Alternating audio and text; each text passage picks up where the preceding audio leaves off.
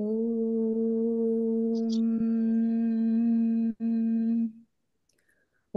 श्री गणेशाय नमः। श्रीमन्नारायणीयं ध्यानम्।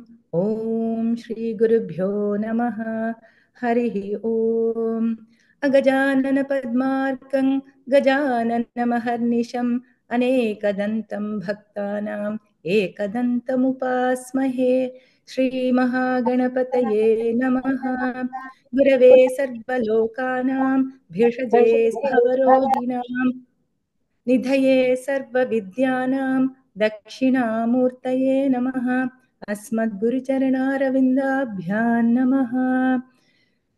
ज्ञानानन्दमयं देवं निर्मलं स्फटिकाकृतिम् आधारं सर्वविद्यानां हयग्रीवमुपास्महे। श्रीहयग्रीवमूर्तये नमः। सरस्वति नमस्तुभ्यं वरदे कामरूपिणि विद्यारम्भं करिष्यामि सिद्धिर्भवतु मे सदा। श्रीमहासरस्वत्यै नमः। उमाकोमलहस्ताब्जसम्भावितललाटकं हिरण्यकुण्डलं वन्दे कुमारं पुष्करस्रजं। वेट्रिवेल् मुरुगनक्क हरो हर हरो हर। भूतनाथ सदानन्द सर्वभूतदयापर रक्ष रक्ष महाबाहो शास्त्रे तुभ्यं नमो नमः। स्वामिये शरणमय्यप्प। कोमलङ्कूजनं वेणु श्यामलोऽयं कुमारकः वेदवेद्यं परं ब्रह्म भासतां पुरतो मम।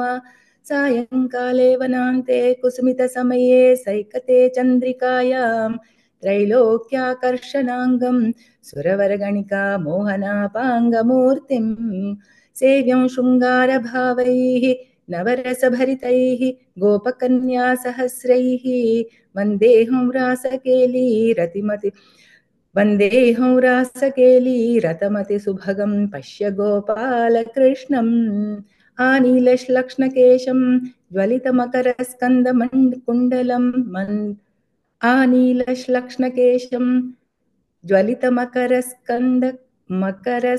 मकरसत्कुण्डलं मन्दहासस्यन्दार्द्रं कौस्तुभश्रीपरिगतवानमालोरुहाराभिरामम् आनीलश्लक्ष्णकेशं ज्वलितमकरसत्कुण्डलं मन्दहासस्यन्दार्द्रं कौस्तुभश्रीपरिगतवनमालोरुहाराभिरामम् श्रीवत्साङ्गं सुबाहुं मृदुलसदुदरं काञ्चनच्छायचेलं चारुस्निग्धोरुमम्भोरुहललितपदं भावयेऽहं भवन्तम्। श्रीकृष्ण गोविन्द हरे मुरारे हे नाथ नारायण वासुदेव। श्रीकृष्ण गोविन्द हरे मुरारे हे नाथ नारायण वासुदेव। श्रीकृष्ण गोविन्द हरे मुरारे हे नाथ नारायण वासुदेव। सदा सर्वत्र गोविन्द नाम संकीर्तनं गोविन्द गोविन्द।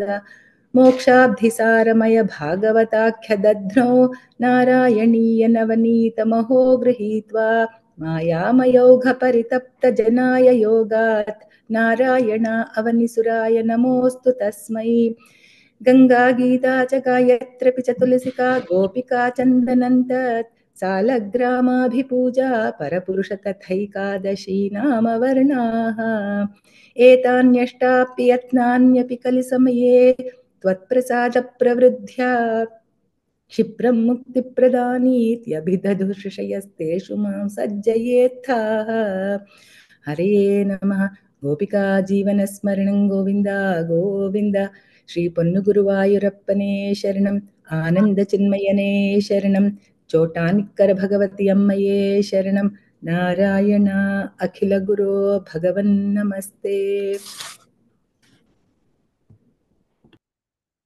सान्द्रानन्दावबोधात्मगमनुभमिदं कालदेशावधिभ्यां निर्मुक्तं नित्यमुक्तं निगमशतसहस्रेण निर्भास्यमानम् अस्पष्टं दृष्टमात्रे पुनरुरुपुरुषार्थात्मकं ब्रह्मतत्त्वं तत्तावत्भाति साक्षात् गुरुपवनपुरे हन्तभाग्यं जनानाम् एवं दुर्लभ्य वस्तुन्यपि सुलभतया हस्तलब्धे यदन्यत् तन्वा वाचा धिया वा भजति पदजनः क्षुद्रतैव स्फुटेयम्। एदेतावद्वयन्तु स्थिरतरमनसा विश्वपीडापहत्यै निःशेषात्मानमेनं गुरुपवनपुराधीश मे वाश्रयामः। सत्त्वं यत्तत्पराभ्याम् अपरिकलनतो निर्मलं तेन तावत् भूतैर्भूतेन्द्रियैस्ते वपुरिति बहुशः श्रूयते व्यासवाक्यम्। तत्स्वच्छत्वात् यदाच्छिदपरसुखचिद्गर्भनिर्भासरूपम् तस्मिन् धन्यारमन्दे श्रुतिमतिमधुरे सुग्रहे विग्रहे ते निष्कम्बे नित्यपूर्णे निरवधि परमानन्दपीयूषरूपे निर्लीनानेकमुक्तावलिसुभगदमे निर्मलब्रह्मसिन्धौ कल्लोलोलासतुल्यं खलु विमलतरौ सत्त्वमाहुस्तदात्मा कस्मान्नो निष्कलस्त्वं सकल इति वचस्त्वत्कलास्वेव भूमन्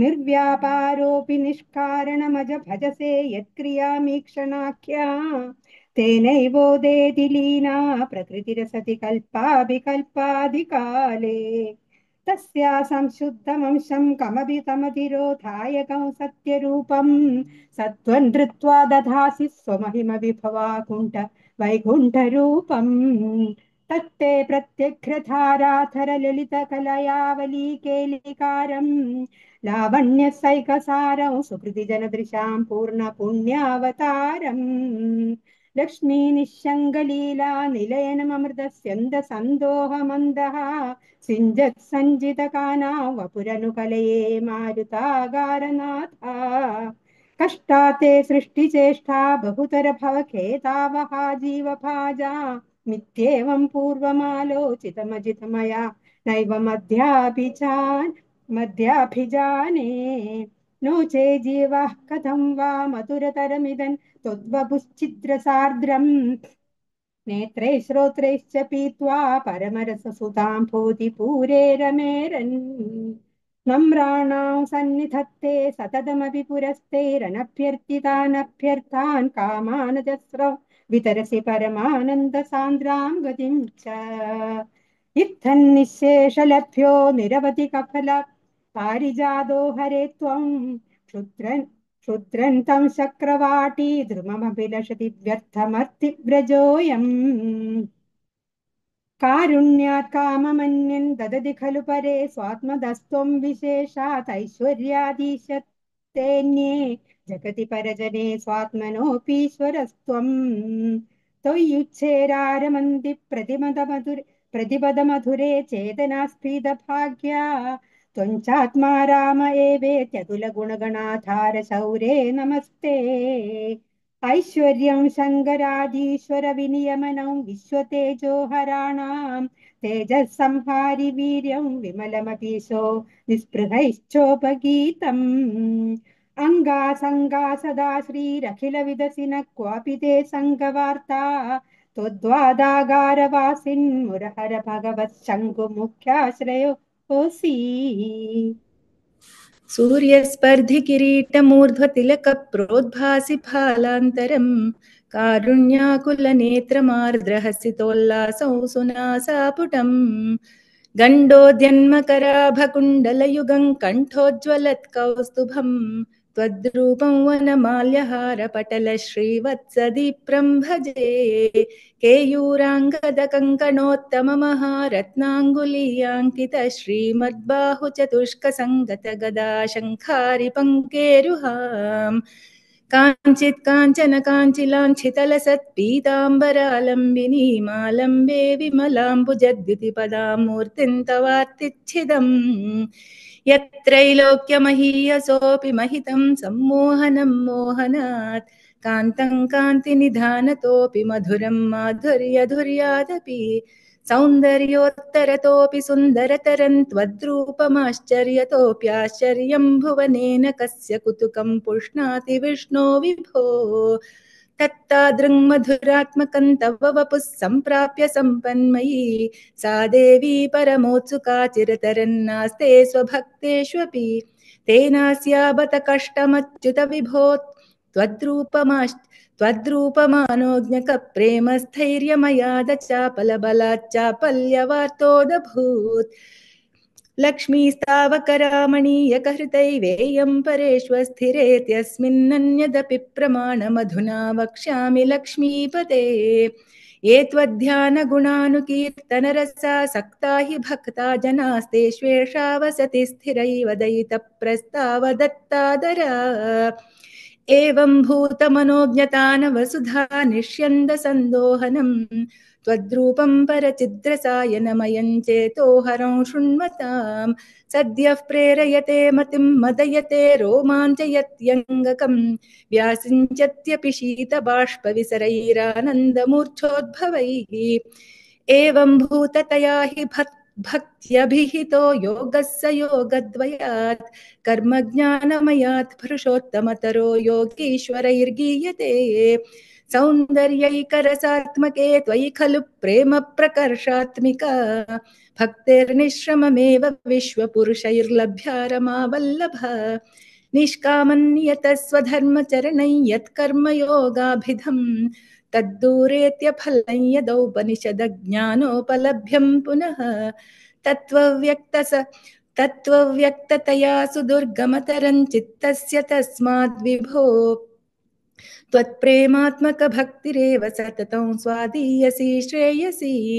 अत्यायासकराणि कर्मपटलान्याचर्य निर्यन्मला बोधे भक्तिपथेऽथवाप्युचितता मायान्ति किं तावता। क्लिष्ट्वा तर्कपथे परं तव वपुर्ब्रह्माख्यमन्ये पुनश्चित्तार्द्रत्वमृते विचिन्त्य बहुभिः सिद्ध्यन्ति जन्मान्तरैः। त्वद्भक्तिस्तु कथारसामृतझरी निर्मज्जनेन स्वयं सिद्ध्यन्ती विमलप्रबोधपदवीमक्लेशतस्तन्वती। सद्यः सिद्धिकरी जयत्ययि विभो सैवास्तु मे त्वत्पदप्रेम प्रौढिरसार्द्रता द्रुततरं वातालयाधीश्वर।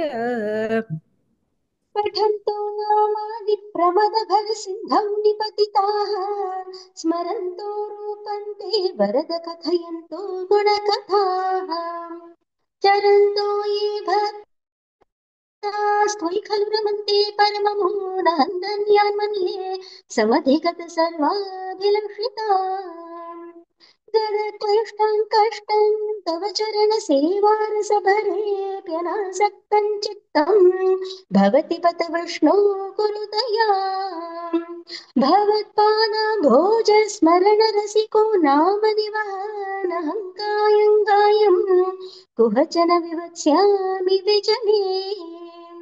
कृपा ते जाता चेत् किमिव न हि लभ्यन्तनुभृताम् मदीयक्लेशोकप्रशमनदशनामकियती। न के लोकेऽस्मिन् न निशमयि शोकाभिरहिताः भवद्भक्ता मुक्ता सुखगतिमसक्ता विदधते। मुनिप्रौढारूढा जगति खलु गूढात्मकतयो भवत्पादाम्भोजस्मरणविरुजो नारदमुखाः चरन्तीश स्वैरं सततपरिनिर्भातपरिचेत् सदानन्दाद्वैतप्रसरपरिमग्ना किमपरम्। भवद्भक्तिस्फीता भवतु मम सैव प्रशमये दशेशक्लेशोघं न खलु हृदि सन्देहकणिका। न चिद्व्यासस्योक्तिस्तव च वचनं नैकमवचः भवेन् मिथ्यारथ्य पुरुषवचनप्रायमखिलम्। भवद्भक्तिस्तावत् प्रमुखमधुरा त्वद्गुणरसात् किमप्यारूढा चेदखिल परितापप्रशमनी। पुनश्चान्ते स्वान्ते विमलपरिबोधोदयमिलन् महानन्दाद्वैतम् तिष्ठति किमतः प्रार्थ्यमपरम्। विधूय क्लेशान्निमे कुरु चरणयुग्मं धृतरसं भवक्षेत्रप्राप्तौ करमपि चति पूजनविधौ। भवन्मूर्त्यालोके नयनमथति पादतुलसी परिघ्राणं श्रवणमपि ते चारुचरिते।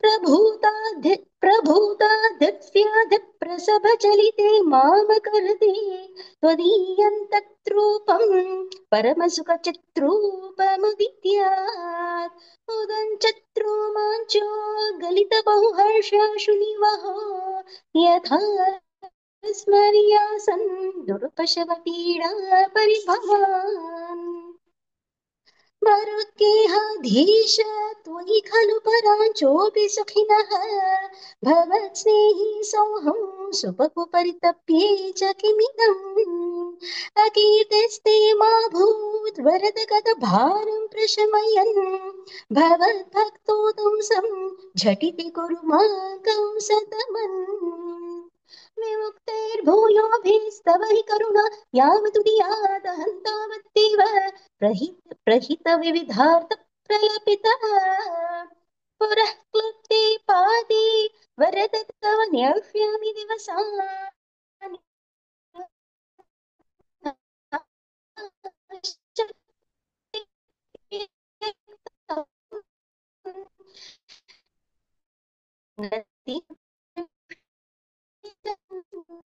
कल्यता मम कुरुष्वत स्पष्टमष्टविधयोजयाष्टयाशु तव तुष्टिमाप्नुयाम् ब्रह्मचर्यदृढतादिभिर्यमैः आप्लवादिनियमैश्च पाविताः कुर्महे दृढममी सुखासनं पङ्कजाद्यमपि वा भवत्पराः तारमन्तरनुचिन्त्य सन्ततं प्राणवायुमभियम्य निर्मलाः इन्द्रियाणि विषयादथा परत्यास्महे भवदुपासनोन्मुखाः अस्फुटेव पुषिते प्रयत्नतो धारयेम किशना मुहुर्मुहुः तेन भक्तिरसमन्त्ररादृताम् उद्वहेम भवदङ्घ्रिचिन्तकाः विस्फुटाय वयभेदसुन्दरं त्वद्वपुसुचिरशीलनावशात् आश्रमं मनसि चिन्तयामहे ध्यानयोगनिरता स्वदाश्रयाः ध्यायतां सकलमूर्तिमीदृशीम् उन्मिषद्मधुरताहृतात्मना सान्द्रमोदरस्वरूपमान्तरं ब्रह्मरूपमयि देव भासते तत्समास्वदनरूपिण्यु स्थितिं त्वत्समाधिमयि विश्वनायक आश्रितः पुनरतः परिच्युतावारभे मयि च धारणादिकम् इत्थमभ्यसननिर्भरोऽलसत् त्वत्परात्मसुखकल्पितोत्सवाः मुक्तभक्तकुलमौलिताङ्गताः सञ्चरेम शुकनारदादिवत् त्वत्समाधिविजये तु यः पुनर्मोक्षमोक्षरसिकः क्रमेण योगवश्यमनिलं षडाश्रयैरुन्नयत्य च सुषुम्नया शनैः लिङ्गदेहमपि सन्त्यजन्नथो लीयते त्वयि परे निराग्रहः ऊर्ध्वलोककुतुकीतुमूर्धतः सार्धमेव कर्णैर्निरीयते अग्निवासरवलक्षपक्षगै उत्तरायणजुषाज देवतैः प्रापितो रविपदं भवत्परो मोदवान् ध्रुवपदान्तमीयते आस्थितो तमहराले यदा शेषवक्तधनोष्मणाद्यते ये ते भवदुपाश्रयस्तदा वेदसः पदमतः पुरैव वा तत्र वा तव पदेऽथवा वसन् प्राकृतप्रलयेति मुक्ततां स्वेच्छया खलु पुरा विमुच्यते संविविध्य जगदण्डमोजसा तस्य च क्षितिपयो महो नलद्यो महत्प्रकृतिसप्तकावृत्तिः तत्तदात्मकतया विशन् सुखी याति ते पदमनावृतं विभो अर्चिरादिगतिमीदृशीं व्रजन् विच्युतिं न पचते जगत्पते सच्चिदात्मक भवद्गुणोदयार् उच्चरन्तनमनिलेश पाहि माम् व्यक्ताव्यक्तमिदन्न किञ्चिदभवत् प्राक् प्राकृतप्रक्षये मायायां पुनसाम्यरुध्य विकृतौ त्वय्यागतायां लयम् नो मृत्युश्च तदामृतं च समभून् नान्हो न रात्रे स्थितस्तत्रैकस्त्वमशिष्यतः किल परानन्दप्रकाशात्मना कालकर्मगुणाश्च जीवनिवहा विश्वं च कार्यं विभो चिल्लीलारतिमेयुषी त्वयि तदा निर्लीनतामाययुः तेषां नैव पद्यन्त्यसत्त्वमयि भोः शक्त्यात्मना तिष्ठताम् नो चेत् किं गगनप्रसूनसदृशां भूयो भवेत् सम्भवः एवं च द्विपरार्धकालविगता वीक्ष्यासि सृक्षात्मिकाम् बिभ्राणे त्वयि चुक्षुभे त्रिभुवने भावाय माया स्वयं मायातः खलु कालशक्तिरखिला दृष्ट्वां स्वभावोऽपि च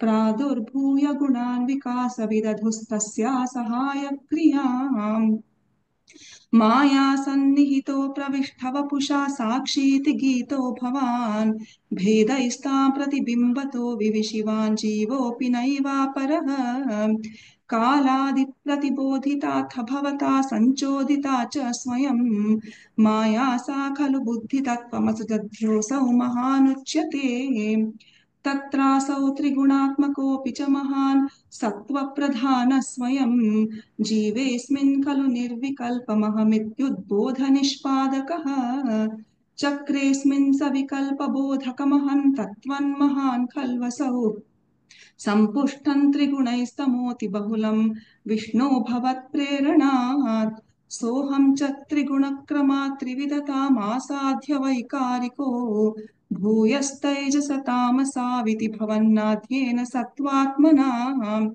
देवानिन्द्रियमानिनो कृतदिशा वातार्कपाश्यश्विनो वह्नीन्द्राच्युतमित्रकान् विधुविधि श्रीरुद्रशारीरकान्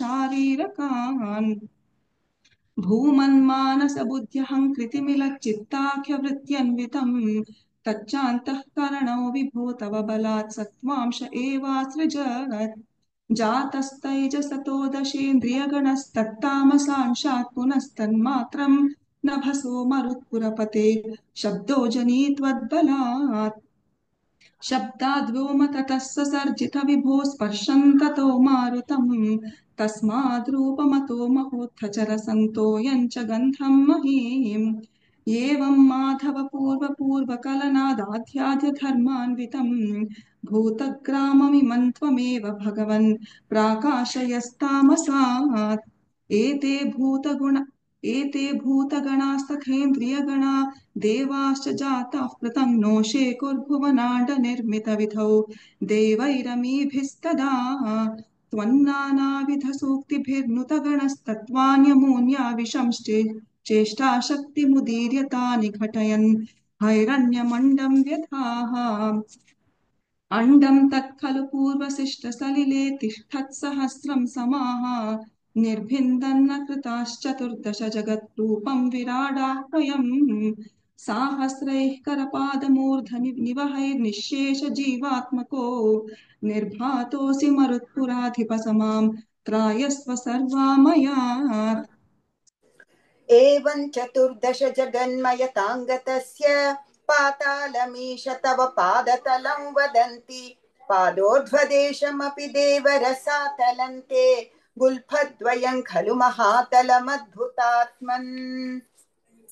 जङ्घे तलातलमथो सुतलं च जानु किञ्चोरुभागयुगलं विगला वितलातले द्वे क्षोणीतलं जघनमम्बरमङ्गनाभिर्वक्षश्च शक्रनिलयस्तव चक्रपाणे ग्रीवामहस्तव मुखं च जनस्तपस्तु फालं शिरस्तव समस्तमयस्य सत्यम् एवं जगन्मयतनो जगदाशितैरप्यन्यै निबद्ध वपुषे भगवन्नमस्ते त्वद्ब्रह्मरन्ध्रपदमीश्वर विश्वकन्द छन्दांसि केशवघनास्तव केशपाशाः उल्लासि चिल्लियुगलं द्रुहिणस्य गेहं पक्ष्माणि रात्रिदिवसौ सविता च नेत्रे निःशेष विश्वरचना च कटाक्षमोक्षः कर्णौ दिशोऽश्वियुगलं तव नासिके द्वे लोभत्रपे च भगवन्नधरोत्तरोष्ठौ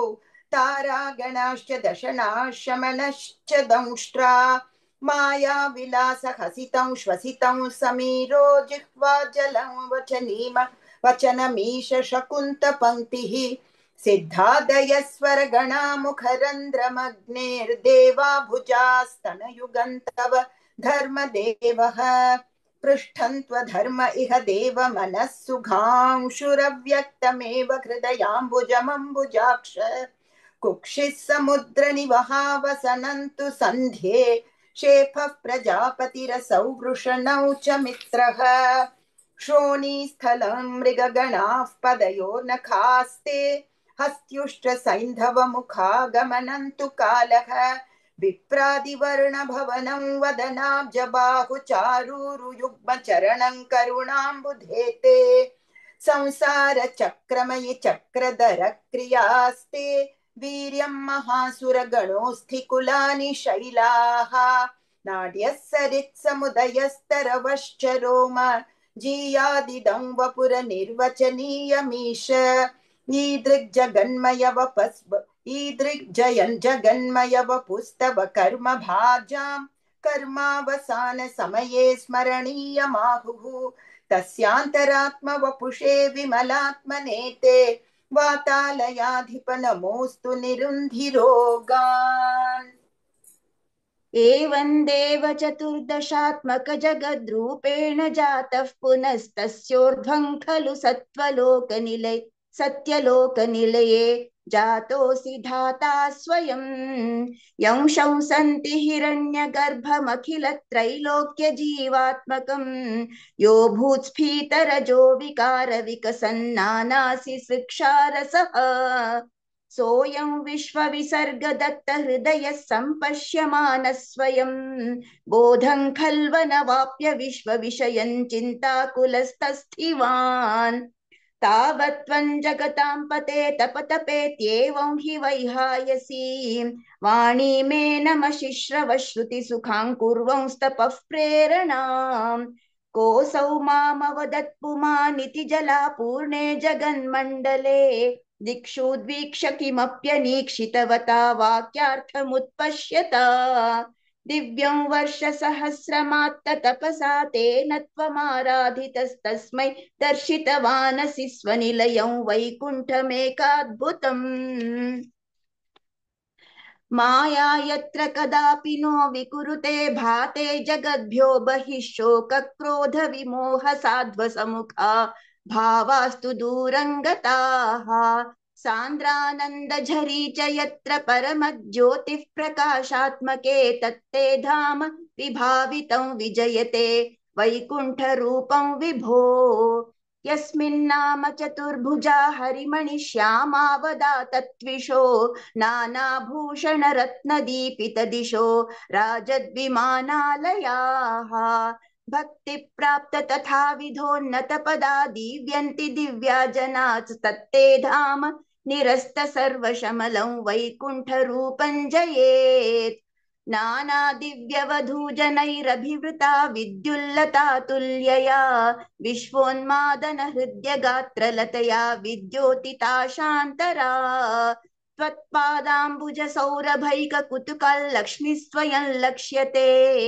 यस्मिन् विस्मयनीय दिव्य विभवं तत्ते पदं देहि मे तत्रैवं प्रतिदर्शिते निजपदे रत्नासनाध्यासितं भास्वत्कोटिलसत्किरीटकटकाद्याकल्पदीप्राकृति श्रीवत्साङ्कितमात्तकौस्तुभमणिच्छायारुणङ्कारणं विश्वेशान्तव रूपमैक्षत विधिस्तत्ते विभो भातु मे कालाम्भोदकलाय कोमलरुचि चक्रेण चक्रं दिशामावृण्वानमुदार मन्दहसितस्यन्द प्रसन्नाननं राजत्कम्बुगदारि पङ्कजधर श्रीमद्भुजामण्डलं स्रष्टुस्तुष्टिकरं वपुस्तव विभो मद्रोगमुद्वासयेत् दृष्ट्वा संभृत संभ्रमः कमलभूस्त्वत्पादपाथोरुहे हर्षावेशवशं वदो निपतितः प्रीत्या कृतार्थी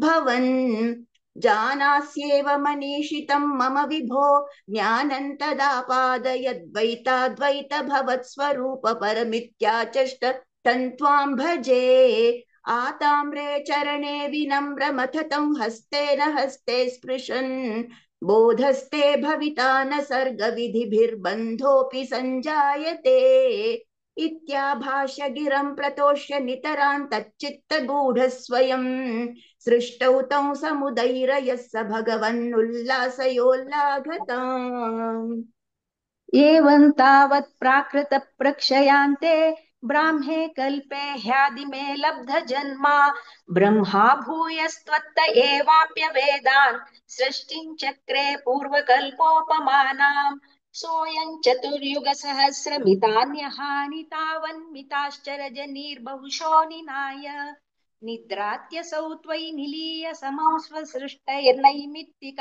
प्रलयमाहुरतोऽस्य रात्रिम् अस्मादृशां पुनरहर्मुखकृत्य तुल्यां सृष्टिं करोत्यनुदिनं स भवत्प्रसादात् प्राग्ब्राह्मकल्पजनुषां च परायुषां तु सुप्तप्रबोधनसमास्ति तदापि सृष्टिः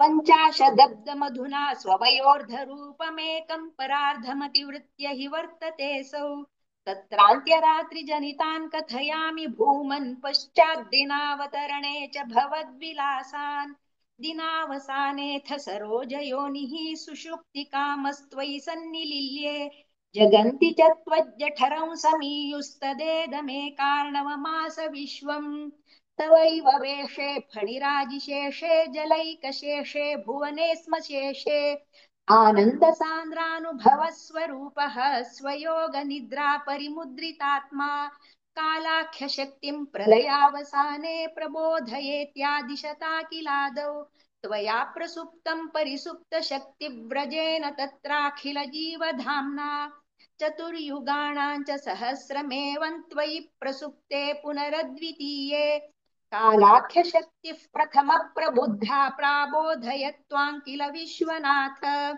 विबुध्य च त्वं जलगर्भशायिन् विलोक्य लोकानखिलान् प्रलीनान् तेष्वेव सूक्ष्मात्मतया निजान्तस्थितेषु विश्वेषु ददाथ दृष्टिम् ततस्त्वदीया दैनाभिरन्ध्रादुदञ्चितं किञ्चन दिव्यपद्मं निलीननिःशेषपदार्थमाला संक्षेपरूपं मुकुलायमानम् तदेतदम्भोरुहकुड्मलन्ते कलेवरात्तोयपथे प्ररूढम् बहिर्निरीतं परितः स्फुरद्भिः स्वधामभिर्ध्वान्तमलौन्यकृन्तत् सम्फुल्लपत्रे नितरां विचित्रे तस्मिन् भवद्वीर्यधृते सरोजे सपद्मजन्मा विधिराविरासीत् स्वयं प्रबुद्धाखिलवेदराशिः अस्मिन् परात्मन्ननुपाद्मकल्पे त्वमित्थमुत्थापितपद्मयोनिः अनन्तभूमा मम रोगराशिं निरुन्धि वातालयवास विष्णो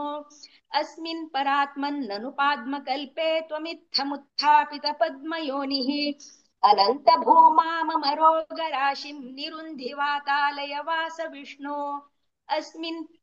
अस्मिन् परात्मन्ननुपाद्मकल्पे त्वमित्थमुत्थापितपद्मयोनिः अनन्तभूमा मम रोगराशिं निरुन्धि वातालयवास विष्णो स्थितस्य कमलोद्भवस्तव हि नाभिपङ्केरुहे कुतः स्वदीदमम्बुधा उदितमित्यनालोकयन् तदीक्षणकुतूहलात् प्रतिदिशो विवृताननश् चतुर्वदनतां नगात् विकसत्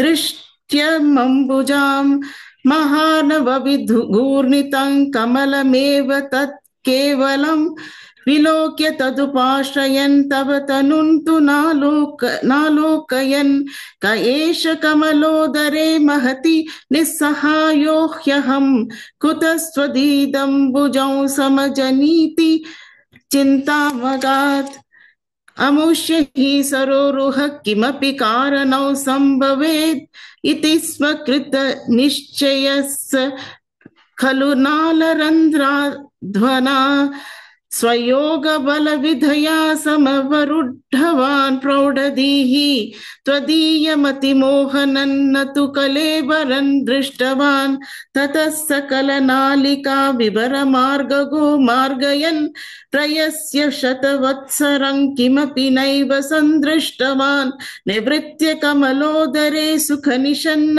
एकाग्रदिः समाधिबलमादधे भवदनुग्रहैका ग्रही शतेन परिवत्सरैर्दृढसमाधिबन्धोलसत् प्रबोधविशदीकृतः स खलु पत्मिनी सम्भवः अदृष्टचरमद्भुतं तव हि रूपमन्तर्दृशा व्यचष्ट परितुष्टधीर्भुजगभोगभागाश्रयम् किरीटमुकुटोलसत्कटकहारकेयूरयुं मणिस्फुरितमेखलां सुपरिवीतपीताम्बरं कलाय कुसुमप्रभङ्गलतो तलोलसत्कौस्तुभं वपुस्तदयी भावये कमलजन्मे दर्शितं श्रुतिप्रकरदर्शित प्रचुर वैभव श्रीपते हरे जय जय प्रभो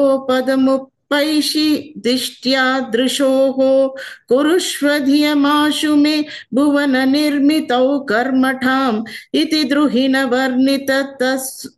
वर्णित स्वगुण बहुहिमा पाहि मां लभस्व भुवनत्रयी रचन दक्षताम् अक्षतां गृहान् मदनुग्रहं कुरु तपश्च भूयो विधे भवत्वखिल साधनी मयि च भक्तिरत्युत्कटेत् युदीर्य गिरमादधा मुदित चेतसौ वेदसं शतं कृततपास्ततः स खलु दिव्य संवत्सरान् नवाप्य च तपोबलम् अतिबलं च पूर्वाधिकम् उदीक्ष्य किल कंपितं पयसि पंकजं वायुना भवद्बल विजृम्भितः पवनपाथसि पीतवान् तवैव कृपया पुनः सरसिजेन तेनैव सह प्रकल्प्य भुवनत्रयीं प्रवृते प्रजा निर्मितौ तथा विध कृपाभरो गुरुमरुत्पुराधीश्वर त्वमाशु परिपाहि मान् गुरुदयोक्षितैरीक्षितैः वैकुण्ठवर्धित भलोऽथ भवत्प्रसादादम्बोजयो निरसृजत् किल जीवदेहान् स्तास्नोनि भूरुहमयानि तथातिरश्चाम् जातिं मनुष्य निवहानपि देवभेदान् मिथ्याग्रह अस्मि मतिरागविकोपभीतेरज्ञानवृत्तिमिति पञ्चविधौ सृष्ट्वा उत्तामतामस पदार्थ विधूनधूनस्तेने त्वदीय चरणस्मरणौ विशुद्ध्यै तावत् ससर्ज मनसा सनकौ सनन्दम् भूयः सनातन मुनिं च सनत्कुमारम् त्रे सृष्टिकर्मणि तुक्तेन नियुज्यमानस्त्वत्पादभक्ति रसिका जुगुर्हुर्नवाणीं तावत् प्रकोपमुदितं प्रतिरुन्धतोऽस्य भ्रूमध्यतो जनिमृदो भवदेकदेशः नामानि मे कुरु पदानि च विरिञ्चेत् त्यादौ रुरोध किल तेन स रुद्रनामा एकादश वयतया च विभिन्न रूपं रुद्रं विधाय दयिता वनिताश्च दत्त्वा तावन्त्य दत्त च पदानि भवत्प्रणुन्नः प्राह प्रजा विरचनाय च सादरन्तं रुद्राभिसृष्ट भयदाकृति रुद्रसङ्घस् सम्पूर्यमान भुवनत्रय भीतचेताः मामा प्रजा सृज तपश्चर मङ्गलाये ताचष्टतं कमलभूर्भवतीरितात्मा तस्याथ सर्गरसिकस्य मरीचिरत्रिस्तत्राङ्गिराः क्रतुमुनिः पुलः पुलस्त्यः अङ्गादजायत भृगुश्च वसिष्ठ दक्षौ श्रीनारदश्च भगवन् भवदङ्घ्रिदासः धर्मादिकान् अभिसृजन्मत कर्दमञ्च पाणिं विधाय विधिरङ्गजसङ्कुलोऽभूत् त्वद्बोधितैः सनकदक्षमुखैस्तनूजे रुद्बोधितश्च विररामतमो विमुञ्चन् वेदान् पुराणनिवहानपि सर्वविद्याः कुर्वन् निजानन गणाश्च तुराननोऽसौ पुत्रेषु तेषु विनिधाय ससर्गवृद्धिम् अप्राप्नुवंस्तव पदाम्बुजमाश्रितोऽभूत् जानन्नुपायमथ देहमजो विभज्य श्रीपुंसभावमभजन् मनुतद्वधूभ्याम् ताभ्यां च मानुषकुलानि विवर्धयंस्त्वं गोविन्दमारुतपुरेश निरुन्धिरोगान् क्रमेण सर्गे परिवर्धमाने कदापि दिव्यासनकादयस्ते भवद्विलोकाय विकुण्ठलोकं प्रपेदिरे मारुतमन्दिरेश मनोज्ञने श्रेयसकाननाद्यैरनेकवापि मणिमन्दिरैश्च अनोपमन्तं भवतो निकेतं मुनीश्वराः प्रापुरतीतकक्ष्याः भवद्दिदृक्षून् भवनौ विविक्षून् द्वास्थौ जयस्तान् विजयोऽप्यरुन्धाम् तेषां च चित्ते पदमापकोपः सर्वं भवत्प्रेरणैव भूमन् वैकुण्ठलोकानुचितप्रचेष्टौ कष्टो युवान् दैत्यगतिं भजेतम् इति प्रशप्तो भवदाश्रयोतो हरिस्मृतिर्नोस्त्विति नेमतुस्तान् तदेतदाज्ञाय भवानवाप्तः सहैव लक्ष्म्या बहिरम्बुजाक्ष खगेश्वरांसार्पितचारुबाहोरानन्दयंस्तानभिराममूर्त्या प्रसाद्य गीर्भिस्तुवतो मुनीन्द्राननन्यनाथावथ पार्षदौ तौ सौरम्भयोगेन भवेस्त्रिभिर्मामुपेतमित्यात कृपण्यगादीः त्वदीयभृत्यावथ काश्यपातो सुरारिवीरावुदितोदितो त्वो सन्ध्यासमुत्पादनकष्टचेष्टो यमो च लोकस्य यमाविवान्यो हिरण्यपूर्वः कशिपुः किलेकः परो हिरण्याक्ष इति प्रतीतः उभो भवन्नाथमशेषलोकं रुषान्यरुन्धान्निजवासनान्धौ तयोर्हिरण्याक्ष महासुरेन्द्रो रणाय धावन्ननवाप्तवैरी भवत्प्रियांक्ष्मां सलिले निमज्य चचार गर्वाद् विनदन् गदावान् ततो जलेशात् सदृशं भवन्तं निशम्य बभ्राम गवेषयंस्त्वां भक्तैकदृश्यः सकृपानिधे त्वं निरुन्धिरोगान् मरुदालयेश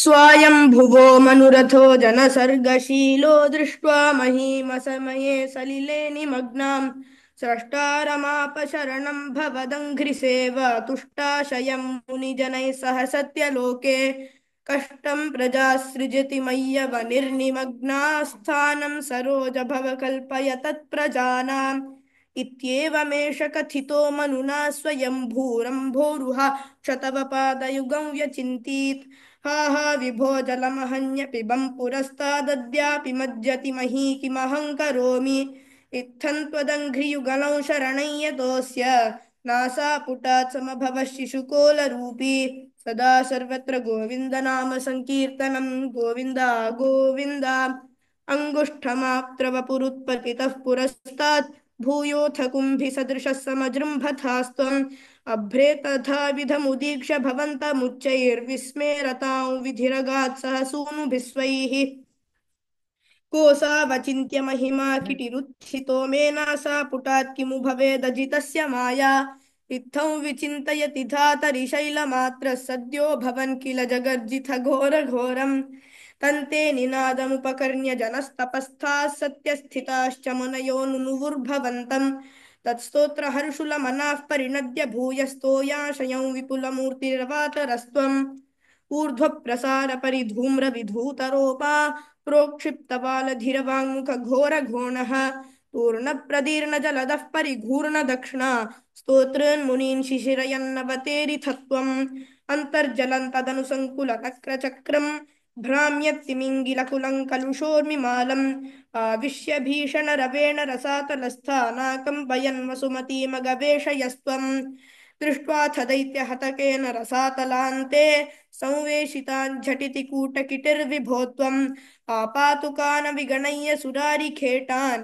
दंष्ट्राङ्कुरेण वसुधामदधाः सलीलम् अभ्युद्धरन्नतधरान्दशनग्रलग्नमुस्ताङ्कुराङ्कित इवाधिकपीवरात्मा उद्धूतघोरसलिलाज्जलधेरुदञ्चन् क्रीडावराहवपुरीश्वर पाहि रोगात् हिरण्याक्षं तावद्वरद भवदन्वेषणपरं चरन्तं सांवर्ते पयसि निजजङ्घा परिमिते भवद्भक्तो गत्वा कपटपटुधीर्नारदमुनिः शनैरुचे नन्दन् दनुजमपि निन्दंस्तव बलम् समायावी विष्णुर्हरति भवदीयां वसुमतीं प्रभो कष्टं कष्टं किमिदमिति तेनाभिगदितः नदन् क्वासौ क्वासाविति स मुनिना दर्शितपथः भवन्तौ सम्प्रापद्धरणिधरमुद्यन्तमुदकात् अहो आरण्योऽयं मृग इति हसन्तं बहुतरैर्दुरुक्तैर्विध्यन्तं दितिसुतमवज्ञाय भगवन् महीन् दृष्ट्वा दंष्ट्रा शिरसि चकितां स्वेन महसा पयोधावाधाय प्रसभमुदयुङ्ठा मृधविधौ गदापाणो दैत्ये त्वमपि गृहीतोन्नतगदः नियुद्धेन क्रीडन् घटघटरवोद्घुष्टवियता रणालोकौत्सुक्यान् मिलति सुरसङ्घे द्रुतममुम् निरुन्ध्याः सन्ध्यातः प्रथममिति धात्रा जगदिषे गदोन्मर्दे तस्मिंस्तव खलु गदायान्दिति भुवः गदाघाताद् भूमौ झटिति पतिताया महभोः मृदुस्मेरास्यस्त्वन्दनुजकुलनिर्मूलनचरणम् महाचक्रं स्मृत्वा करभुवि दधानोरुरुचिषे ततः शूलं कालप्रतिमरुचि दैत्ये विसृजते त्वयच्छिन्दत्येनत्करकलितचक्रप्रहरणात् समारुष्टो मुष्ट्या स खलु विददौ स्वां समतनोत् गलन्माये माया स्वैखिल जगन्मोहनकरीः भवज्जक्रज्योतिष्कनलवनिपातेन विधुते ततो मायाचक्रे विततघनरोषान्धमनसम् गरिष्ठाभिर्मुष्टिप्रहृतिभिरभिघ्नन्तमसुरम् स्वपादाङ्गुष्ठेन श्रवणपदमूले निरवधिः महाकायः सोऽयं तव चरणपातप्रमथितः कलद्रक्तो वक्त्रा तपदृशभिः श्लाघितहतिः तदा त्वामुद्दामप्रमतभरविद्योतिहृदया मुनीन्द्राः सान्द्रा विस्तुतिभिरनुनन्दन्तरतनुम् त्वचिच्छन्दो रोमस्वपि कुशगणश्चक्षुषि घृतम् चतुर्होतारोङ्घ्रौ स्तुकविवदने चोदर इडा ग्रहाजिह्वायान्ते परपुरुषकर्णे च चमसाः विभो सोमो वीर्यं वरदगलदेशेऽप्युपसदः मुनीन्द्रैरित्यादिस्तवनमुखरैर्मोदितमनाः महीयस्या मूर्त्या विमलतरकीर्त्या च विलसन् स्वधिष्ण्यौ सम्प्राप्तः सुखरसविहारी मधुरिपो निरुन्ध्यारोगम्ये सकलमपि वातालयपते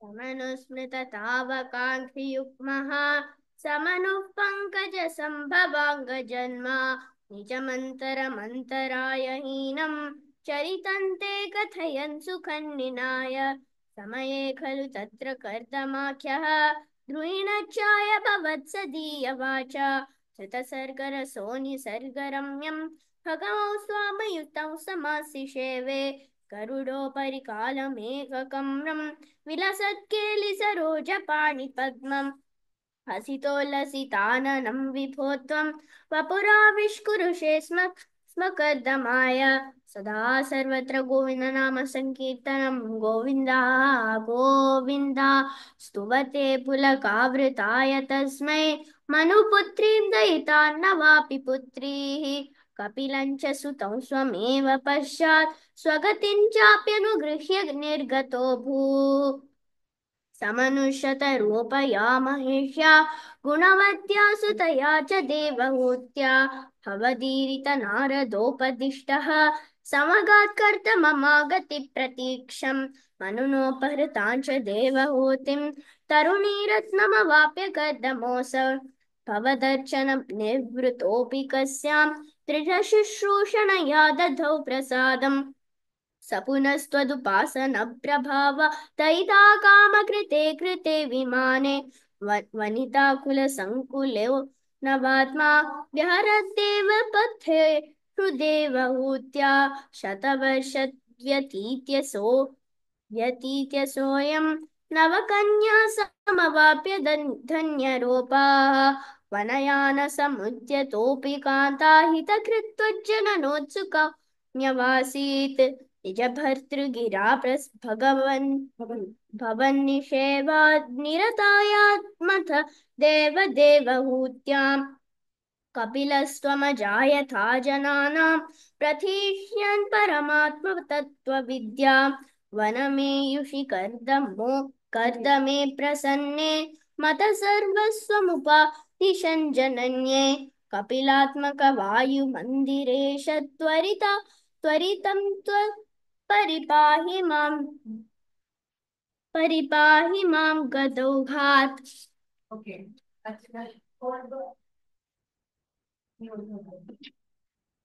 मतिरिह गुणसक्ता बन्धकृत्तेष्वसक्ता त्वमृतकृदुपरुन्धे भक्तियोगस्तु सक्तिं महदनुगमलभ्या भक्तिरेवात्र साध्या कपिलतनुरिति त्वं देवहूत्यै न्यगादीः प्रकृतिमहदहङ्काराश्च मात्राश्च भूतान्यपि हृदपि वत्त साक्षी पूरुषः पञ्चविंशः इति विदितविभागो मुच्यते सौ प्रकृत्या कपिलतनुरिति त्वं देवहूत्यै न्यगादीः प्रकृतिगतगुणौघैर्नाज्यते पूरुषोऽयं यदि तु सजति तस्यान् तद्गुणास्तं भजेरन् मदनुभजन तत्त्वालोचनैः साप्यपेयात् कपिलतनुरिति त्वं देवहूत्यै न्यगादीः विमलम् अतिरुपातैरासनाद्यैर्मदङ्गम्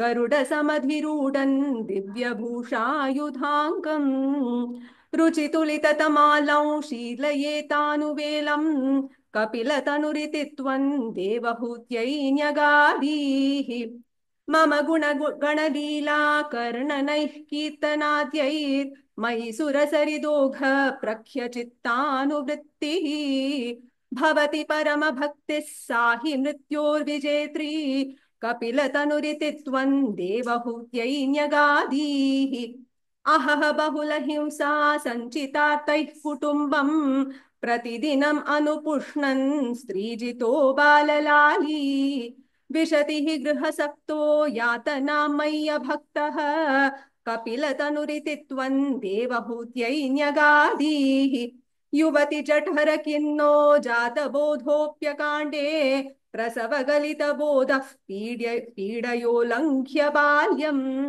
पुनरपि बत मुह्यत्येव तारुण्यकाले कपिलतनुरिति त्वं देवहूत्यै न्यगादीः पितृसुरगणयाजी धार्मिको यो गृहस्थः स च निपतति काले दक्षिणाध्वोपगामी महिनिहितमकामं कर्म तु तत्पथार्थं कपिलतनुरिति त्वं देवहूत्यै न्यगादीः इति सुविदितवेद्यान् देवहे देवहूतिं कृतनुतिमनगृह्य त्वं गतो योगसङ्घैः विमलमतिरथासौ भक्तियोगेन मुक्ता त्वमपि जनहितार्थौ वर्तसे प्रागुदीच्याम् परम किमु बहुक्त्या त्वत्पदाम्भोज भक्तिं सकलभयविनेत्रीं सर्वकामोपनेत्रीं वदसि खलु दृढं त्वं तद्विधूयामयान् मे गुरुपवनपुरेश त्वय्युपाधत्स्व भक्तिम्। दक्षो विरिञ्चतनयोत मनोस्तनूजां लब्ध्वा प्रसूदिमिह षोडश चापकन्याः धर्मे त्रयोदश ततोऽपि दृशु स्वदाञ्च स्वाहां हवीर्भुजि सतीं गिरिशि त्वदंशे मूर्तिर्हि धर्मगृहिणी शुशुवे भवन्तं नारायणं नरसकं महितानुभावम् यज्जन्मनि प्रमुदितः क्रतुतूर्यघोषाः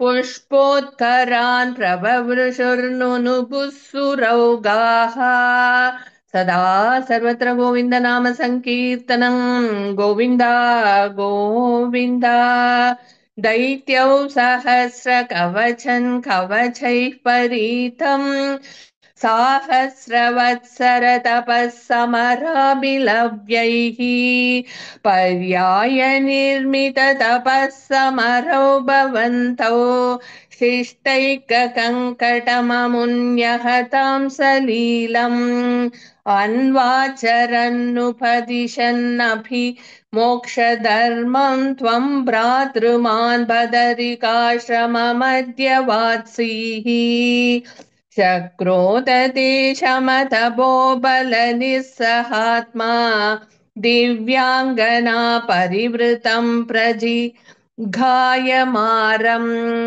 कामो वसन्तमलया नीलबन्धुशाली कान्ता कटाक्षविशिकैर्विकसद्विलासैः विद्यन्मुहुर्मुहुरकम्पमुदीक्ष्य च त्वां भीरुस्त्वयाथ जगते मृदुहासबाजा भीथ्यालमङ्गलवसन्तसुराङ्गनावो मन्मानसन्त्विहजुषद्विमिति ब्रुवाणः त्वं विस्मयेन परितस्तुवतामदैषां प्रादर्शय स्वपरिचारककातराक्षीः सम्मोहनाय मिलिता मदनादयस्ते तद्दासिका परिमलैः किल मोहमापुः दत्तां त्वया च जुहुर्हुस्त्रपयैव सर्वस्वर्वासि गर्वशमनीं पुनरुर्वशीं तां दृष्ट्वोर्वशीं तव कथां च निशम्य शक्रः पर्याकुलो जनिभवन्महिमावमार्षात् एवं प्रशान्तरमणीयतरावतारात्वत्तोदिको वरद कृष्णतनुस्त्वमेव दक्षस्तु धातुरथिलालनया रजोऽन्थो नात्यादृतस्त्वयि च कष्टमशान्तिरासीत् येन व्यरुन्त स भवत्तनुमेव शर्वं यज्ञे च वैरपिशुने स्वसुतां यमानीत्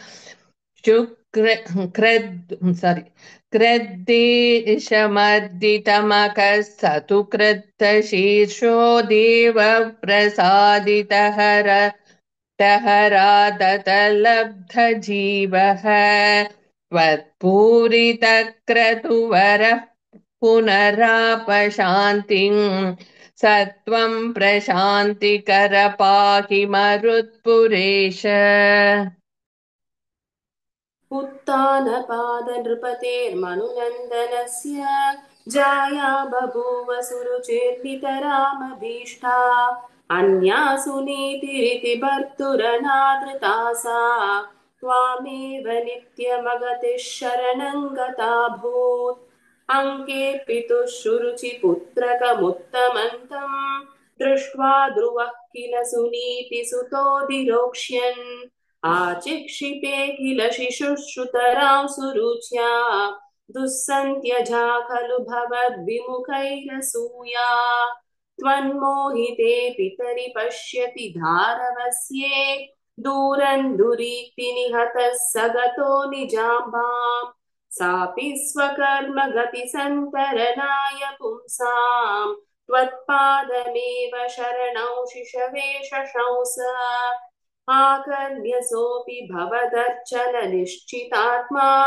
मानी निरीत्य नगरात् किल पञ्चवर्षः सन्दृष्टनारदनिवेदितमन्त्रमार्गः त्वामारराद तपसा मधुकाननान्ते ताते विषण्ण हृदये नगरीं गतेन श्रीनारदेन परिसान्त्वितचित्तवृत्तौ बालस्त्वदर्पितमनः क्रमवर्धितेन निन्ये कठोरतपसा किल पञ्चमासान् तावत् तपोबलनिरुच्छ्वसिते दिगन्ते देवार्तितस्त्वमुदयः करुणार्द्रचेताः त्वद्रूपछिद्रसनिलीनमते पुरस्तात् आविर्बभूवित विभो गरुडाधिरूढः त्वद्दर्शनप्रमदभारतरङ्गितन्तम् दृग्भ्यां निमग्ननिवरूपरसायनेते तुष्टूषमानमवगम्य कपोलदेशे संस्पृष्टवानसि दरेण तथाधरेण तावद्विबोधविमलं प्रणुवन्तमेनम् आभाषतास्त्वमवगम्य तदीयभावम् राज्यं चिरं समनुभूय भजस्व भूयः सर्वोत्तरं ध्रुवपदं विनिवृत्तिहीनम् इत्योचिषि त्वयि गते नृपनन्दनोऽसौ आनन्दिता किल जनो नगरीमुपेतः रेमे चिरं भवदनुग्रहपूर्णकामः ताते गते च वनमादृढराजभारः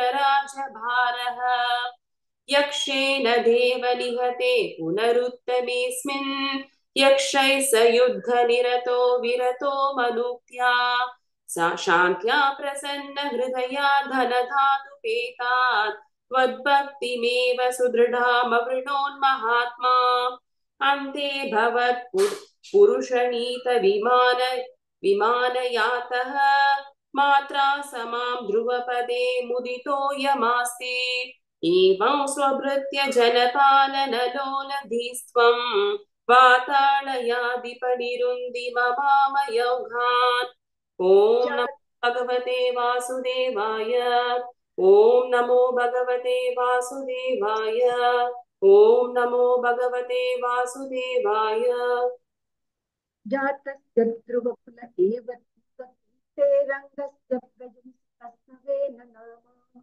यद्दोषव्यथितमतिस्वराजवर्यत्वत्पादेनीतमसा अनङ्गतो भूत् पापोऽपीक्षितलपालनाय तेनः पौराचैरुपनिषत्कठोरवीर्यः सर्वेभ्यो नितबलमेव सम्प्रशंसन् भूतप्रेतवञ्जनान्यरौत्सि सम्प्राप्ते हितकथनाय तापसौख्ये मत्तोऽन्यो भुवनपतिर्नतश्च नेति वन्निन्दावचन परो मुनीश्वरैस्तैः चापाग्नौ शलभदशामनायि वेणः तन्नाशाथलजनधीरुकैर्मुखैः तन्मात्राचिरपरिरक्षिते तदङ्गे तक्षागे परिमतिता दत्तोरुदण्डात् दोर्दण्डे परिमतिते समां विरासीः विख्यातः तापसोक्तैः सूताद्यैः परिणुत्वा विभूरिभूतः तेनात्याकबलितसत्पदन्तरे आक्रान्तान्वितमतार्षीः भूयस्तान्निजकुलमुख्यवत्सयुक्तैः देवाद्यैः समुत्थितारुभाजनेषु अन्नादीनभिनशितानि यानि तानि स्वच्छन्दं सुरभितनूमतोऽध्वस्त्वम् आत्मानय्यजति मुखैः स्वयुक्तिता मन्दारभ्येष ततम वायुमेघयागे स्पर्धालुष्यतमफलेत्यनीकवेषः ऋत्वाश्वन्तव तनयान्तराजितोऽभूत् देवेन्द्रं मुहुरिति वाजनौ हरन्तं तन्नौ तं मुनिवरं मण्डले वृन्दाने कमल भवे क्रतोत्समाप्तौ साक्षात्त्वं मधुरिपुमहिता स्वयं स्वं तद्दत्तं वरमुपलभ्य भक्ति एकां गङ्गान्ते विहितपदः कदापि देव तत्र मुनिर्वहं कृतानि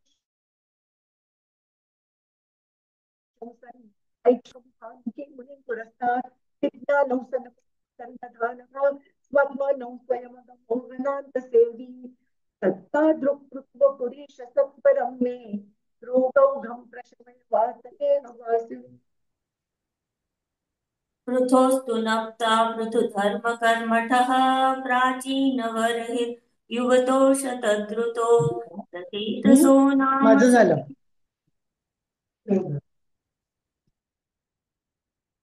पृथोस्तु नप्ता पृथुधर्मकर्मठः प्राचीनवर्हिर्युवतोषतद्रुतो प्रचेतसो नाम सुचेतसस्सुतान अजीजनत्वत् करुणाङ्कुरानिव पितुःशुश्रूषा निरतस्य शासनात् भवत्तपस्याभिरतात् शापिते पयोनिधिं पश्चिममेत्य तत्तटे सरोवरं सन् ददृशुर्मनोहरम् तदा भवतीर्थमिदौ समागतः भवो भवत्सेवकदर्शनादृतः प्रकाशमासाद्य पुरप्रचेतसाम् उपादिशद्भक्त तमस्तवस्तवम् स्तवन् जपन्तः स्म तममी जलान्तरे भवन्तमासे वृषतायुतो समाहा भवत्सुखास्वादरसादमीश्व्यान् बभूव कालो ध्रुववन्न शीघ्रता तपोभिरेषामतिमात्रवर्धिभिः स यज्ञहिंसा निरतोऽपि पावितः पितापि तेषां गृहे यातनारद प्रदर्शितात्मा भवदात्मताययो कृपाबलेनैव पुरप्रचेतसां प्रकाशमागाः पतुगेन्द्रवाहनः विराजचक्रादिवरायुधांशुभिः भुजाभिरष्टाभिरुदञ्चितद्युतिः प्रचेतसान्तावदया च तामपि तमेव कारुण्यभराद्वरानदाः भवद्विचिन्तापि शिवाय देहिनां भवद्वसौ रुद्रनुदिश्च कामदा अवाप्य कान्तान् तनयामहीरुहां तया रमध्वन् दशलक्षवत्सरीम् सुतोस्तु दक्षो ननु तत्क्षणाञ्च मां प्रयास्य स्थितिन्यगदो मुदैवतान् ततश्च ते भूतलरोधिनस्तरून् क्रुद्धा दहन्तो द्रुहिणेन वारिताः दुर्मैश्च दत्तान् तन्यामवाप्यतां तदुक्तकालो सुखिनो भिरे अवाप्य दक्षं च सुतं कृताध्वराः प्रचेतसो नारद लब्धया धिया अवापुरानन्दपदं तथाविदः त्वमीश वातालयनाथ पाहि मां नमः पार्वतीपतये हर हर महादेव प्रियव्रतस्य प्रियपुत्रभूतादाग्निध्रराजादुदितो हि नाभिः त्वां दृष्टवानिष्टदमिष्टिमध्ये तवैव तुष्ट्यै कृतयज्ञकर्मा अभिष्टुतस्तत्र मुनीश्वरैस्त्वं राज्ञस्वतुल्यं सुतमर्थ्यमानः स्वयं जनिष्येऽहमिति ब्रुवाणः तिरोदधाबर्हिषि विश्वमूर्ते नाभिप्रियायामथ मेरुदेव्यां त्वमंशतो भूर्ऋषभाभिधानः अलोकसामान्यगुणप्रभावप्रभाविताशेषजनप्रमोदः बोलो श्री ऋषभदेव भगवान की जय। त्वयि त्रिलोकी भृतिराज्यभारं निधाय नाभिः सह मेरुदेव्या तपोवनं प्राप्य भवन्निषेवी गतः किलानन्दपदं पदन्ते इन्द्रस्त्वदुत्कर्षकृतादमर्षाद्ववर्षनास्मिन्न जनाभवर्षे यदा तदा त्वन्निजयोगशक्त्या स्ववर्षमेनद्य दधासु वर्षम् जितेन्द्रदत्तां कमनीजयन्तीम् अथोद्वहन्नात्मरताशयोऽपि अजीजनस्तत्र शतन्तनूजानेषां क्षितीशो भरतोऽग्रजन्मा न वा भवन् योगिवरा न वान्ये त्वपालयन् भारतवर्षखण्डान् सैका त्वशीतिस्तव शेषपुत्राः तपोबलाद् भूसुरभूयमीयुः उक्त्वा सुतेभ्योऽथ मुनीन्द्रमध्ये विरक्तिभक्त्यन्वितमुक्तिमार्गम् स्वयं गतः पारमहंस्यवृत्तिम् अधा जडोन्मत्तपिशाचचर्याम् परात्मभूतोऽपि परोपदेशं कुर्वन् भवान् सर्वनिरस्यमानः विकारहीनो विचचार कृत्स्नां महीमहीनात्मरसाभिलीनः शयुव्रतङ्गो मृगकाकचर्यां चिरञ्चरन्नाप्यपरं स्वरूपं दवाहृताङ्गः कुटकाचले त्वं तापान् ममाकाकुरुवात नाथ मध्योद्भवे भुवयिलावृतनाम्नि वर्षे गौरी प्रधानवनिता जनमात्रभाजी शर्वेण मन्त्रनुतिभिः समुपास्यमानं सङ्कर्षणात्मकमधीश्वर संश्रये त्वां भद्राश्वनामकैलावृतपूर्ववर्षे भद्रश्रवोभिः ऋषिभिः परिणूयमानं कल्पान्तगूढनिगमोद्धरणप्रवीणं ध्यायामि देवहयशेषतनुं भवन्तं ध्यायामि दक्षिणगते हरिवर्षवर्षे प्रह्लादमुख्यपुरुषैः परिसेव्यमाणम् उत्तुङ्गशान्तधवलाकृतमेकशुद्धज्ञानप्रदन्नरहरिं भगवन् भवन्तं वर्षे प्रतीचिललितात्मनि केतुमाले लीलाविशेषललितस्मितशोभनाङ्गं लक्ष्म्या प्रजापतिसुतैश्च निषेव्यमाणं तस्याः प्रियाय धृतकामतनुं भजे त्वां रम्ये ह्युदीचि खलु रम्यकनाम्नि वर्षे तद्वर्षनाथमनुवर्य सपर्यमाणं भक्तैकवत्सलममत्सरहृत्सुभान्तं मत्स्याकृतिं भुवननाथ भजे भवन्तं वर्षं हिरण्मयसमाह्वय मौक्तराहम् आसीनमद्रिधृतिकर्मठकामठाङ्गं संसेवते पितृगणप्रवरोर्यमायं तन्त्वां भजामि भगवन् परचिन्मयात्मन् किञ्चोत्तरेषु कुरुषु प्रययाधरण्या संसेवितो महितमन्त्रनुतिप्रभेदैः दंष्ट्राग्रघृष्टघनपृष्ठघरिष्ठवर्ष्मा त्वां पाहि विघ्ननुत यज्ञवराहमूर्ते यां यां दिशं भजति किं पुरुषाख्यवर्षे संसेवितो हनुमता दृढभक्तिभाजा सीताभिराम परमाद्भुतरूपशाली प्रामात्मकः परिलसन् परिपाहि विष्णु श्रीनारदेन सह भारतखण्डमुख्यैः त्वं साङ्ख्ययोगनुतिभिः समुपास्यमानः आकल्पकालमिह साधु जनाभिरक्षि नारायणो नरसखः परिपाहि भूमन् प्लाक्षेर्करूपमयि शाल्मल इन्दुरूपं द्वीपे भजन्ति कुशनामनि वन्ति रूपं क्रौञ्चेम्बुरूपमथ वायुमयं च शाके त्वां ब्रह्मरूपमयि पुष्करनाम्नि लोकाः सर्वैर्ध्रुवादिभिरुडु प्रकरैर्ग्रहैश्च पुच्छादिकेष्ववयवेष्वभिकल्प्यमानैः त्वं शिंशुमारवपुषा महतामुपास्यः सन्ध्यासुरुन्दिनरकं मम सिन्धुशायिन् पातालमूलभुवि शेषतनुं भवन्तं लोलैककुण्डलविराजिसहस्रशीर्षं नीलाम्बरं धृतहलं भुजनाङ्गनाभिर्जुष्टं भजे हरिगदान् गुरुगेहनाथ पदविलो नाम महीसुरः पुरा चरन् विभो धर्मपथान् गृहस्वामी गुरोर्गिराकाननमेत्य दृष्टवान् स दृष्टशीलाङ्कुलटां मदाकुलाम् सतः प्रशान्तोऽपि तदा धृताशयः स धर्मवृत्रजदया समारमन् अधर्मकारी दशमी भवन् पुनः दधौ भवन्नामयुते सुते रतिम् समृत्युकाले यमराज किङ्करान् भयङ्करान् स्त्रीनभिलक्षयन् धिया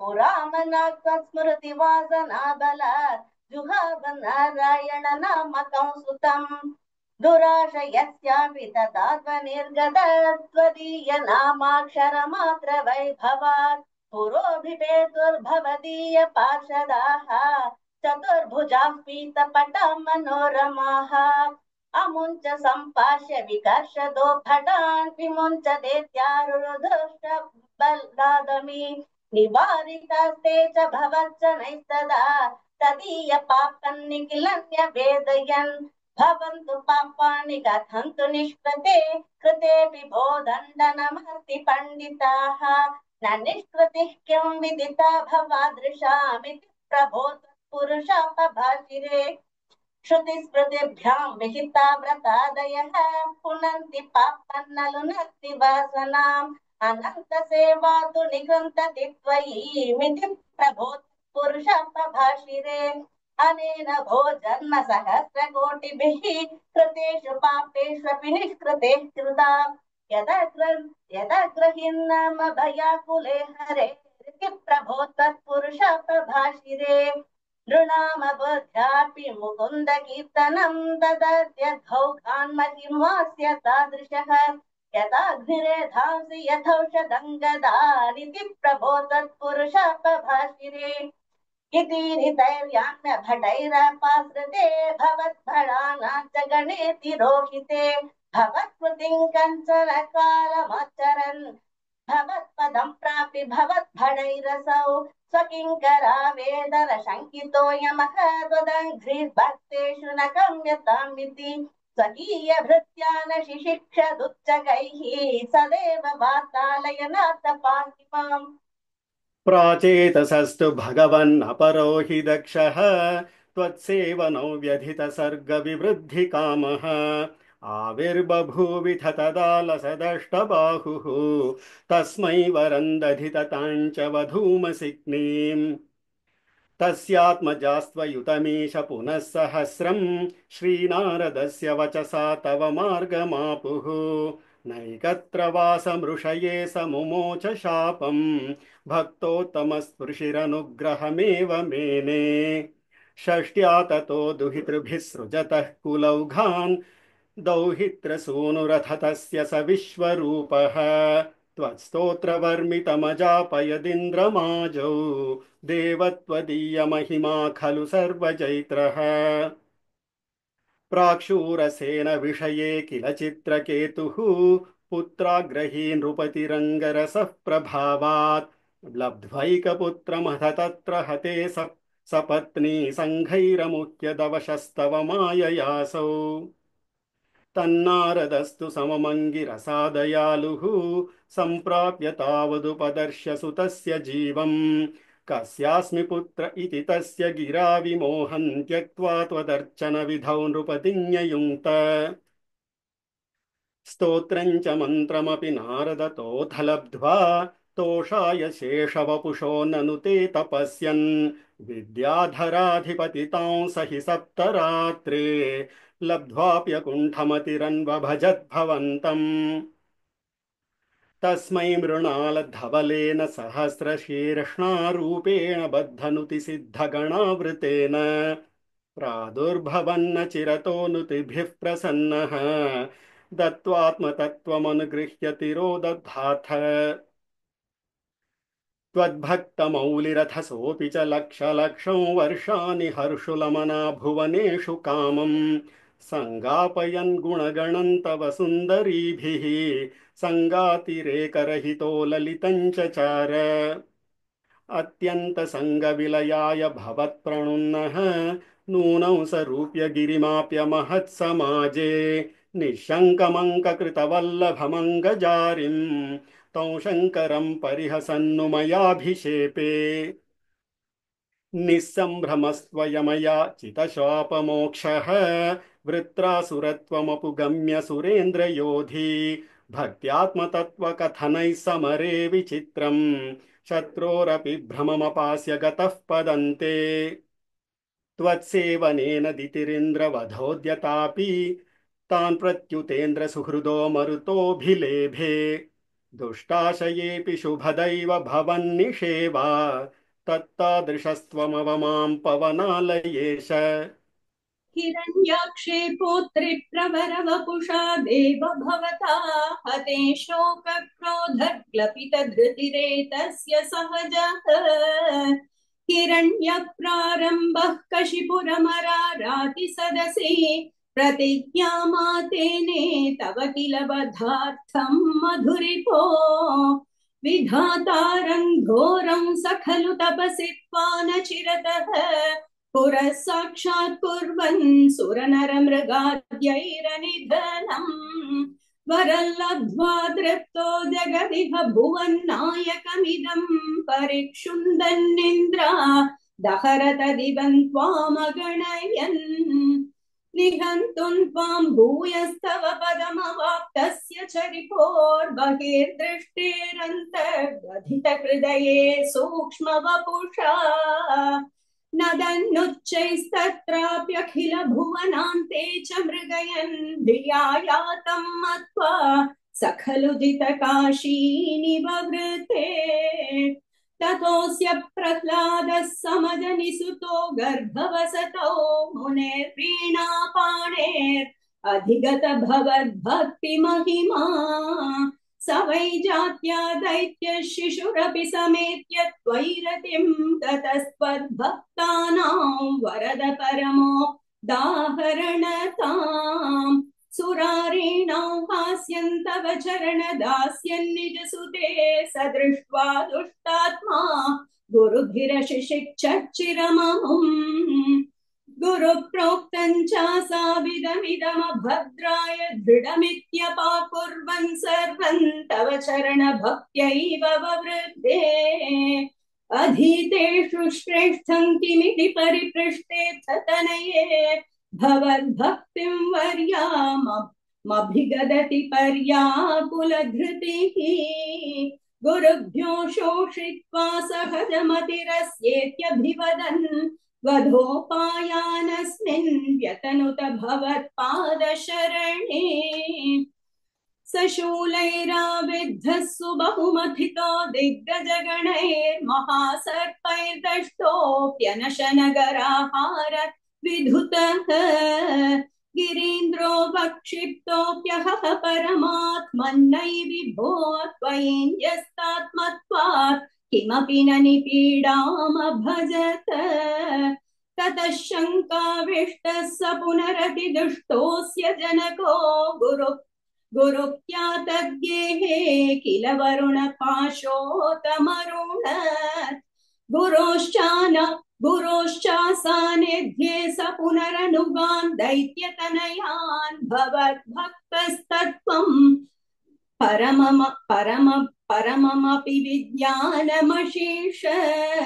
पिता शृण्वन् बालप्रकरमखिलं त्वत्स्तुति परं रुषान्धः प्राहैनं कुलहतकस्ते बलमिति बलं मे वैकुण्ठस्तव च जगतां चापि सबलं स एव त्रैलोक्यं सकलमिति धीरोऽयमगदीत्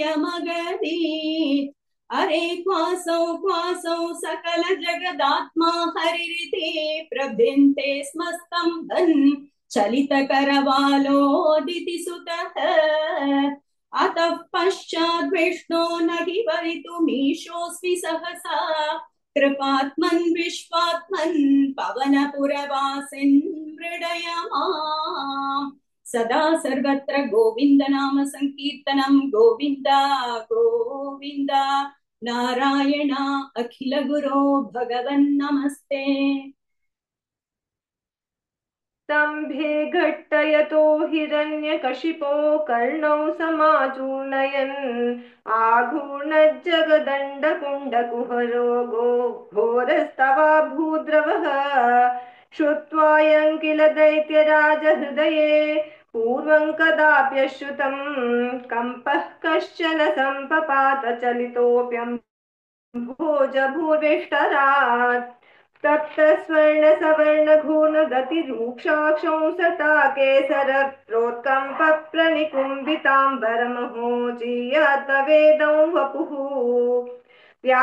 व्याप्तमहादरी सखमुखं खड्गोग्रवल्गन्महा जिह्वा निर्गमदृश्यमानसुमहा दंशायुगोड्डामरम् उत्सर्पद्विलभङ्गभीषणहनु हृस्वस्थवीयस्तरग्रीवं पीवरदोषतोद्गतनखक्रूरांशुदूरोल्बणम् व्योमोल्लङ्घि घनागतोपमघन प्रध्वान निर्धावित स्पर्धालुप्रकरन्न नमामि भवतस्तन्नारसिंहं वपुः नूनं विष्णुरयन्निहन्य मुमुते भ्राम्यद्गदाभीषणम् दैतेन्द्रं समुपादवन्तमधृता दौर्भ्यां पृथुभ्याममुम् वीरो निर्गलितोऽथ खड्गफलकौ गृह्णन् विचित्रश्रमान् व्यावृण्वन् पुनरापपात भुवनग्रासोद्यतन्त्वामहो भ्राम्यन्तन्दितिजाधमं पुनरपि प्रोद्गृह्य दौर्भ्याञ्जवात् द्वारेथोरुयुगे निपात्य नखरान् व्युत्थाय वक्षो भुवि निर्भिन्दन्नधिगर्भनिर्भरगलद्रक्ताम्बुबद्धोत्सवम् पायमुदैरयो बहुजगत्संहारि सिंहारवान् त्यक्त्वा तं हतमाशु रक्तलहरी सिक्तोन्नमद्वर्ष्मणि प्रत्युत्पत्य समस्तदैत्यपटलीं चाखाद्यमाने त्वयि भ्राम्यद्भूमिविकम्पितां बुधिकुलं व्यालोलशैलोत्करम् प्रोत्सर्पत्खचरं चराचरमुहो दुःस्थामवस्थान् दधौ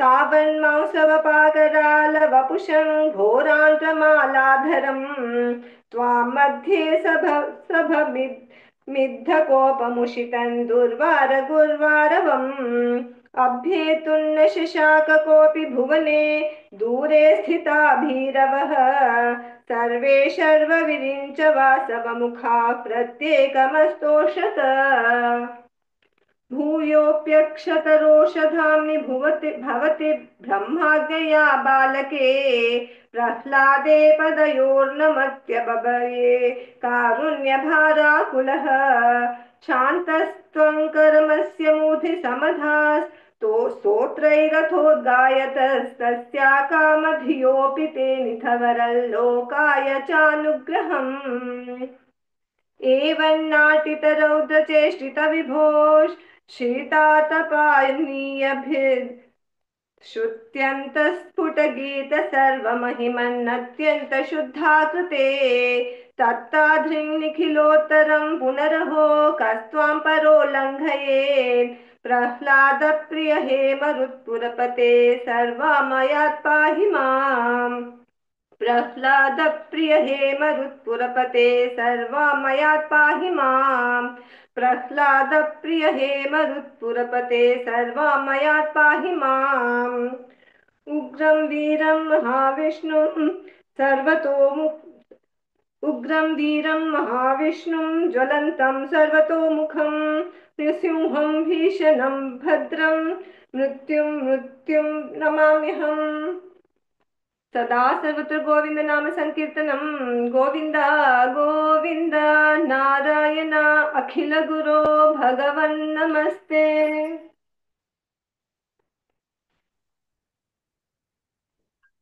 That's lovely chanting.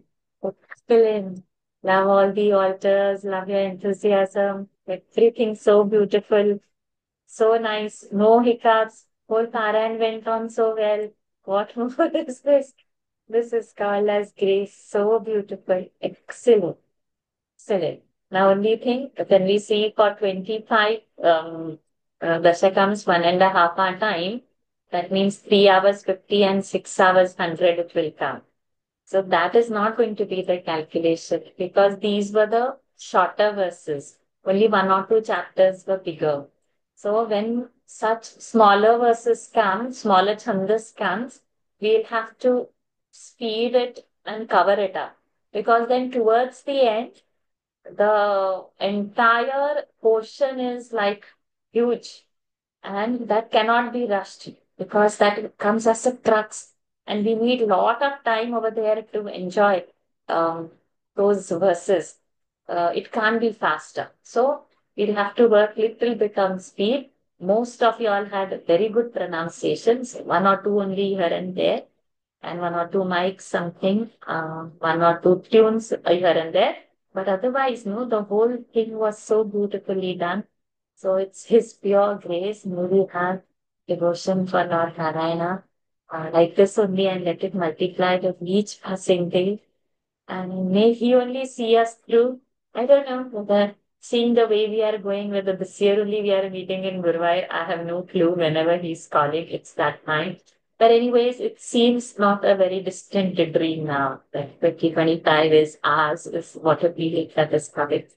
So may His grace be on us. Everything finished on time as our stipulated time where we had kept. So that is fine. But in the back of our mind, we all know where our shortcomings were, wherever this. So we need to just improve that. But pronunciations and that everything, that whole flow was so awesome. Means to go like this uninterrupted is such a great thing. Means we have traveled so far, no? We are not prompting, we are not searching, hey, it's your turn, it's or somebody is unmuting or something. Nothing, no hiccups of what we were facing earlier. We all have grown. That is our evolution only. We should claim that.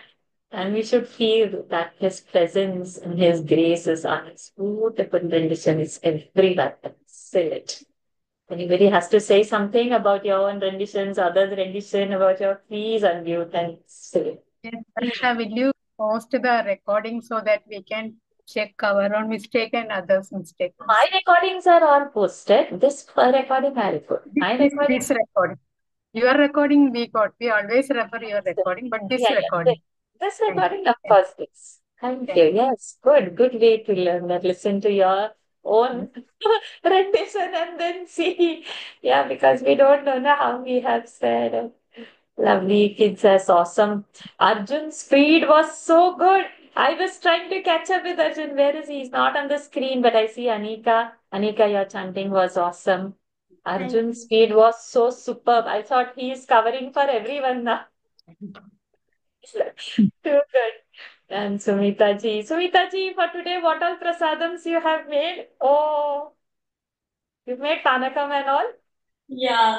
So she messaged, what is panakam? What is this? Adai, what is what? Because these are all South Indian names. And then I said one, and then I said, but you can make the normal kheer and variety of kheers and or some chandrakala like that. I was converting those prasadam. No. You give the South Indian thing. And she sat and she made, oh my God, you are awesome, Sumita ji, and your chanting was also good. So may somebody who is from North, who has no connection, has got so much into this of that recipe and to get it right, may we also probably never next para and be like this, that okay, if we don't know something, we ask and we do, or we search it and then we go ahead to do. Not an easy task. Excellent, Sumita ji. This was fantastic. And everybody's chanting. There was not a single exception where I can say, okay, no, everybody's chanting, no, was too good. What more we need in life? This is all we need. Okay, so with this, we meet tomorrow again. Unfortunately, tomorrow I have a travel plan, so I will be on the go tomorrow. But nevertheless, I will be connected. I can't miss this. I'll make one or two hosts and co-hosts and keep. So in case if my connection is, we have the recording on the cloud happening. So then that is unavoidable. Tomorrow, it has to be tomorrow. So I'm in my head, so much planning is going, oh, this has there, how to, but God will take care to it. Okay, so let us end today's most beautiful. I don't want to end, but we'll have to and get into daily Gita. It's so beautiful. It's so beautiful. Thank you, everyone. Let's end today's session. Om Purnamadav Purnamidam Purnat Purnamudachyate पूर्णस्य पूर्णमादाय पूर्णमेवावशिष्यते ॐ शान्ति शान्ति शान्तिः हरिः ओम् श्रीगुरुभ्यो नमः हरिः ओम् श्रीकृष्णार्पणमस्तु Hari Om everyone. See you all tomorrow. Hari Om Thank you so much. Hari Om. Thank you. Thank you so much. Thank you, Jay. I love your Narsimha Jayanti ji. It's so It was beautiful. beautiful. And even Padmaji's altar for Narsimha Avatar, she has decorated with that hibiscus, red hibiscus. So that also looks so beautiful. But this Narsimha directly on the screen, Jayanti ji, that was a leadership. Yeah. Beautiful. Hari Om everyone. Everybody's darshan is beautiful, don't they? I just said about Sumita ji's, Anika's Guruvayurappa, Nikhila's elaborate. Beautiful. So good. I got an old Guruvayurappan photo, Varshaji. Ah, there he is. So beautiful. I found it today. Beautiful.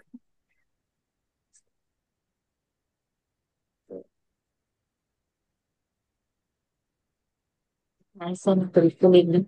I don't want to intermit. What to do? We all in daily Gita, then followed by Eknathi Bhagavad session. That is becoming very beautiful. No? Eknathi Bhagavad, you all should join. 20 minutes only, all stories. Uddhava Gita is telling how Lord is advising Uddhava. Oh my God. Description of Lord. Hari Om Ji, Hari Om. Hari Om Varshaji. Hari Om, my dear. Hari Om. Hari Om. Varshaji. Indraji, your chanting was so good. You took your time, but you made sure you pronounced it correctly. So that was so beautiful that it showed how much efforts you have put behind that. Excellent, excellent. Very, very Thank you, nice. Varshaji. It means a lot to me. Thank you. Beautiful. Sushmaji's pitch we cannot join only anytime. My God, the pitch you have is amazing. Rama was also looking so graceful, sitting like that in front of that lamp. How much he loves so. Okay, Hari Om everyone. See you all tomorrow.